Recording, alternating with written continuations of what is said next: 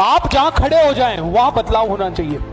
आप जिस कंपनी के साथ जुड़ जाएं वो कंपनी ऊपर बढ़नी चाहिए। आप जिस कंट्री के साथ जुड़ जाएं वो कंट्री ऊपर बढ़नी चाहिए। कोई इतना छोटा गोल मत रखो, मेरा घर आ जाए मैं खुश हूं, मेरी गाड़ी आ जाए मैं खुश हूं। तो घर और गाड़ी के लिए काम करने की जरूरत नहीं है। आपको काम करने का है तो आज के बाद कम से कम 1000 लोगों का घर आपके कारण बने और 1000 लोगों की गाड़ी आपके कारण आए, उसके लिए काम करने की जरूरत है। Am I right or wrong? Shake your